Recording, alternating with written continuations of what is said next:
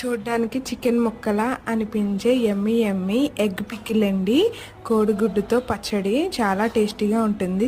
Try చేసేయండి. ముందుగా 5 కోడిగుడ్లను తీసుకొని దాంట్లో ఉప్పు, కారం, మిరియాల పొడి వేసుకొని బాగా బీట్ చేసుకొని పక్కన పెట్టుకోవాలి. అలాగే ఇంకొక గిన్నెకి నూనె రాసుకొని దాంట్లో మనం బీట్ చేసుకున్న ఈ ఎగ్ని వేసుకొని ఒక మందపాటి గిన్నెలో అడుగున ప్లేట్ కానీ ఏదైనా పెట్టుకొని కొంచెం వాటర్ వేసుకొని మూత పెట్టుకొని ఆవిరి మీదే దీనిని ఉడికించుకోవాలి. ఆవిరి పెట్టుకున్న తర్వాత దానిని చూసుకొని ఇలా చెక్ చేసుకొని కేక్ లాగే ఉంటుందండి. దాన్ని చక్కగా పీసెస్లా కట్ చేసుకొని బాండీలో 3 గరిటెలు నూనె వేసుకొని వాటిని బాగా ఫ్రై చేసుకోవాలి. అలా వేగిన తర్వాత దాంట్లోనే కొద్దిగా అల్లం వెల్లుల్లి పేస్ట్ వేసి పచ్చివాసన పోయేదాకా వేయించుకున్న తర్వాత పసుపు, ఉప్పు, 2 స్పూన్ల కారం, 1 స్పూన్ ధనియా పౌడర్, 1 స్పూన్ గరం మసాలా వేసుకొని పచ్చివాసన పోయేదాకా వేయించుకొని